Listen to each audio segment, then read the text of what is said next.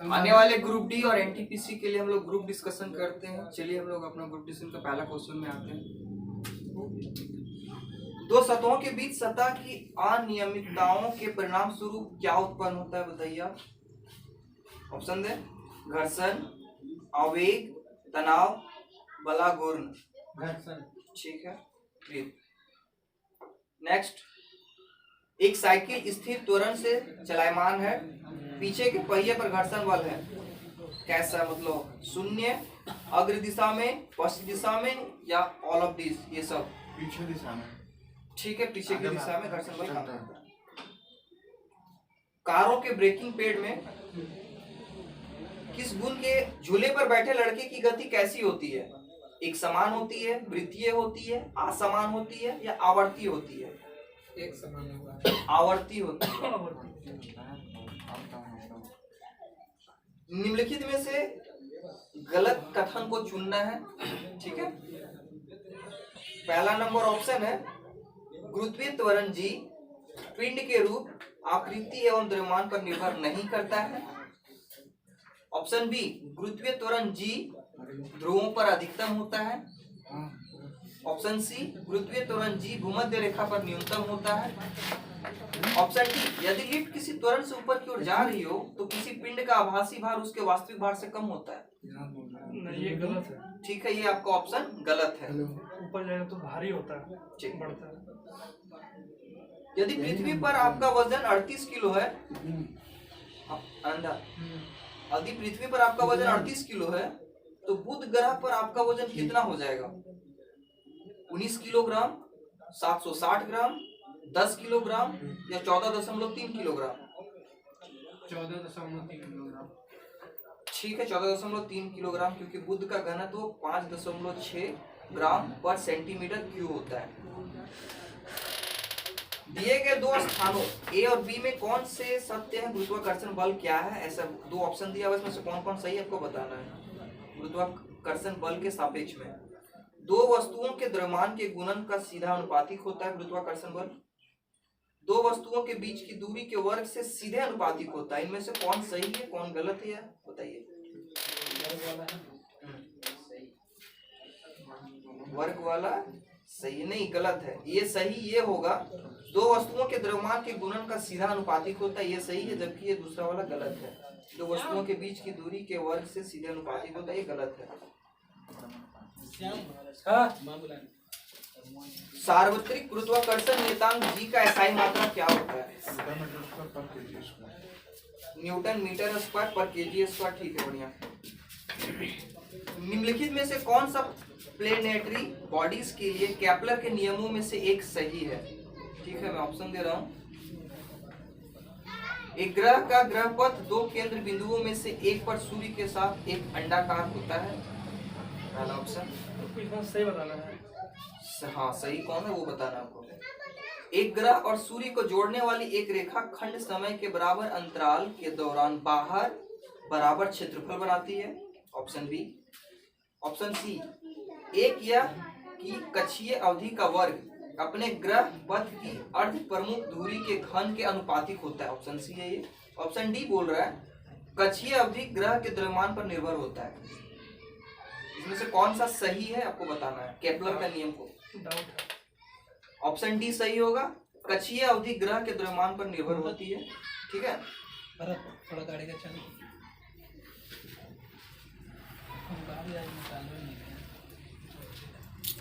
अमन, निम्न में से कौन सा एक कमजोर बल है? गति बल, गुरुत्वाकर्षण बल, द्रव्यमान बल, या लघु रेंज बल? लघु रेंज बल। गुरुत्वाकर्षण बल इसमें कमजोर है। ऑप्शन। और गुरुत्वाकर्षण नियतांक जी का मान क्या होता है? ठीक है, हम ऑप्शन दे रहे हैं। 6.6734 into 10⁻⁻11 metre per KG square. ठीक है।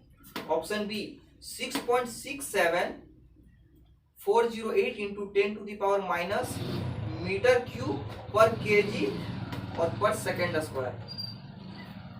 Option C 6.6734 into 10⁻11 newton metre square per KG square. Option D 6.6734 into 10⁻11 newton metre square per KG square. ठीक है, ऐसे ऑप्शन तो दोनों मार्क मतलब डैश को लिया गया था। ठीक है,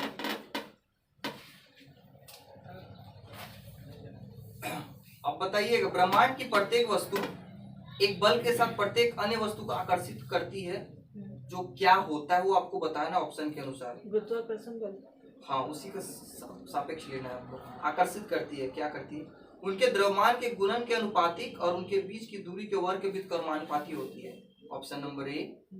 ऑप्शन नंबर बी, उनके द्रव्यमान के गुणन के अनुपातिक और उनके बीच की दूरी के वर्ग के बीच कर्मानुपाती।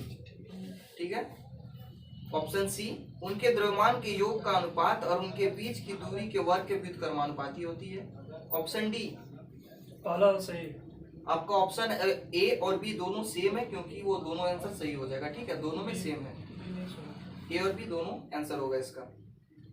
विकल्पों में उल्लेखित तथ्य में से कौन सा गुरुत्वाकर्षण के सार्वभौमिक नियम द्वारा समझाया नहीं गया है?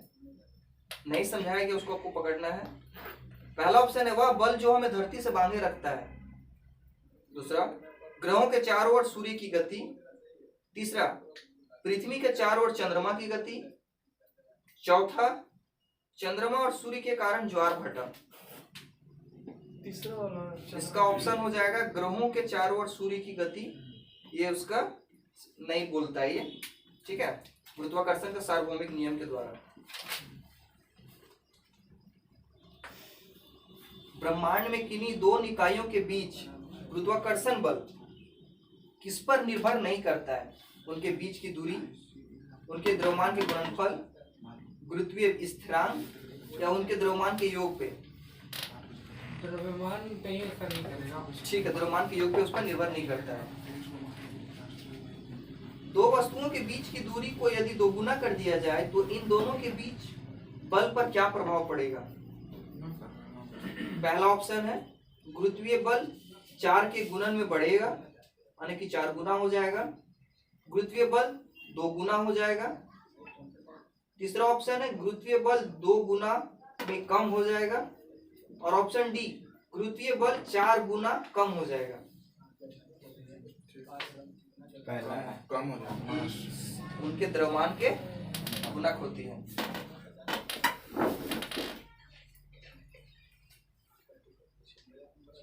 यदि दो वस्तुओं के द्रव्यमान को 3 गुना कर दिया जाए तो दोनों वस्तुओं के बीच बल होगा क्या? ठीक है रवि भैया, 9 गुना हो जाएगा। ठीक है, अब उसके बीच बल 9 गुना हो जाएगा। 3 ऊपर में 2 हो जाएगा। पृथ्वी वस्तुओं को अपनी ओर आकर्षित करती है, इसका कारण क्या है? ठीक है, आप बताइएगा। अब केंद्रीय बल, अभिकेंद्रीय बल, विद्युत चुंबकीय बल, गुरुत्वाकर्षण बल। गुरुत्वाकर्षण बल। ठीक है, गुरुत्वाकर्षण बल। किसी वस्तु पर लगने वाले गुरुत्वाकर्षण बल को क्या कहा जाता है? भार, संवेग, तनाव या आवेग? ठीक है, भार। गुरुत्वाकर्षण द्वारा किया गया कार्य किस पर निर्भर करता है? ठीक है, वस्तु की आरंभिक और अंतिम अवस्थाओं की ऊर्ध्वाधर ऊंचाइयों के अंतर। ठीक है, ऑप्शन बी, वस्तु की आरंभिक और अंतिम अवस्थाओं में परिवर्तन के अंतर पर। ऑप्शन सी, वस्तु की आरंभिक और अंतिम अवस्थाओं में परिवर्तन के अंतर पे। ऑप्शन डी, वस्तु की क्षैतिज अवस्था के अंतर पर। 36 तो नहीं पड़ेगा, होने वाला होना चाहिए। ठीक है, वस्तु की आरंभिक और अंतिम अवस्थाओं की ऊर्ध्वाधर ऊंचाइयों के अंतर पर। ऐसे ऊपर ऊपर ऊपर जाने पे कम होता इतना है। अंदर से पूछेंगे क्वेश्चन, पूरा बहुत डीपली क्वेश्चन है ये। पूरा बेसिक। जब क्वेश्चन नोट करके रख लो तो कोई टेस्ट में पूछ लेना। क्वेश्चन एक बार हम फिर से पढ़ दे रहे हैं, बहुत डीपली क्वेश्चन था इसीलिए। 10th में पढ़े थे। गुरुत्वाकर्षण द्वारा किया गया कार्य किस पर निर्भर करता है? इसका आंसर हो जाएगा वस्तु की आरंभिक और अंतिम अवस्थाओं के ऊर्ध्वाधर ऊंचाइयों के बीच का अंतर पे डिपेंड करता है। फाइनल मिशन स्टेज के जो ठीक है। सार्वत्रिक गुरुत्वाकर्षण नियतांक कैपिटल जी की खोज किसने की थी? Henry Cavendish. ठीक है, हेनरी कैवेंडिश ने। गुरुत्वाकर्षण का सार्वभौमिक नियम किस पर लागू होता है? ऑप्शन दे रहे हैं, सूर्य और ग्रहों पर, पृथ्वी और सूर्य पर, पृथ्वी और चंद्रमा पर, वस्तुओं के किसी भी युग्म पर। वस्तुओं के किसी भी युग्म पर कि वो सार्वत्रिक है। सार्वत्रिक बोल दिया कैपिटल में। F equal to GM M by D square. सूत्र में G को क्या कहते हैं? सार्वत्रिक गुरुत्वाकर्षण स्थिरांक, गुरुत्व के कारण त्वरण, गुरुत्वीय बल, अधिक ऊंचाई।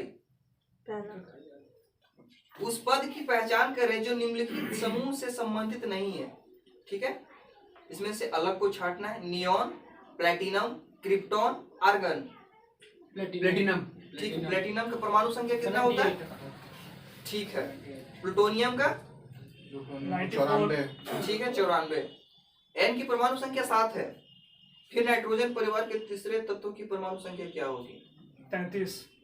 ठीक है 33 होगी। आर्सेनिक। लिथियम, सोडियम और पोटेशियम में क्या समानता है? संयोजी इलेक्ट्रॉन। चाकू से काट सकते हैं। ठीक है, इनके बाह्यतम कोश में एक इलेक्ट्रॉन होता है। संयोजी इलेक्ट्रॉन बोलते हैं। पहले समूह के तत्वों को क्या कहा जाता है? चार धातु।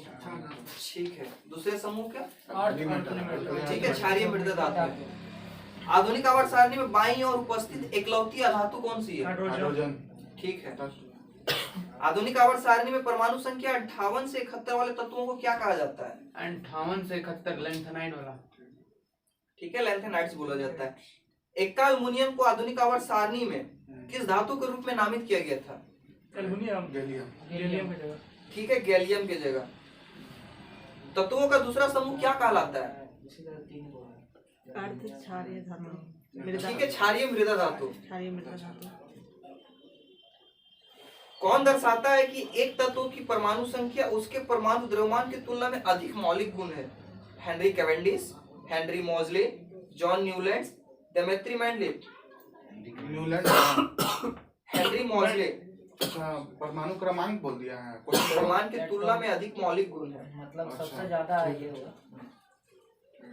निम्नलिखित में से किस परमाणु संख्या वाले तत्वों का युग्म समान समूह से संबंधित है? ठीक है, 13 और 31, 12 और 30, 14 और 33, 11 और 20। बोलो नंदा। ठीक है, 13 और 31 एक समूह से बिलोंग करता है। इनके बीच 18 का डिफरेंस होता है। किसने आधुनिक आवर्त सारणी का प्रस्ताव दिया था? मोस्ले। मोस्ले। ठीक है। MG Moseley. किसने कौन दर्शाता है कि एक तत्व की परमाणु संख्या उसके परमाणु द्रव्यमान की तुलना में अधिक मौलिक गुण है? हाँ, इसका था हेनरी मोजले। लेकिन यह द्रव्यमान के अधिक मौलिक गुण मतलब सबसे अच्छा है, उससे अच्छा है। पांचवें आवर्त में अति धात्विक तत्व क्या है? प्लेटिनम, कैल्शियम, गोल्ड या रुबेडियम? नहीं पता मुझे। रुबेडियम। ठीक है, रुबेडियम। इसका परमाणु संख्या कितना होता है? 37। आधुनिक आवर्त सारणी में किस आवर्त में धातुओं को शामिल नहीं किया गया है? अनंत, दूसरा आवर्त, पहला आवर्त, चौथा आवर्त या तीसरा आवर्त? पहला आवर्त। लेंथेनाइड की परमाणु संख्या का परास क्या है? रेंज की पूछ रहा है ये। लेंथेनाइड की परमाणु संख्या का परास क्या है? 90 से 103, 89 से 102 और 58 से 71, 57 से 70। 58 से 71 तक। ठीक है। तंतु कोशिकाएं, वर्म मतलब कलर को डिनोट करता है, पकड़ता है। मानव मस्तिष्क का ग्राम वजन में कितना, मतलब ग्राम में बताना वजन? 13.5 से 1400। ठीक है। अनुमस्तिष्क से संबंधित है कौन? याददाश्त व भूख, सोचने, सभी अनैच्छिक क्रियाएं, मांसपेशियों के घुमाव का नियंत्रण। सभी अनैच्छिक क्रियाएं मांसपेशियों के घुमाव व नियंत्रण से संबंधित है। अनुमस्तिष्क जिसको सेरेबेलम बोलते हैं। कौन आंखों को लेंस की फोकल लंबाई समायोजित करने में मदद करता है? रेटिना, पूरा आईबॉल, लेंस, सिलियोरी बॉडी। ठीक है, सिलियोरी बॉडी। बोल रहा है कौन आंखों आंखों को लेंस की फोकल लंबाई समायोजित करने में मदद करता है। तो सिलियोरी बॉडी। कौन सा ऊतक न्यूरॉन से बना होता है जो आवेग प्राप्त करते हैं और संचालन करते हैं? एपिथेलियल, संयोजी, नर्वस या मांसपेशीय? नर्वस। ठीक है, नर्वस। इनमें से कौन सी एक तंत्रिका कोशिका है? न्यूरॉन, ओरियन, नाभिक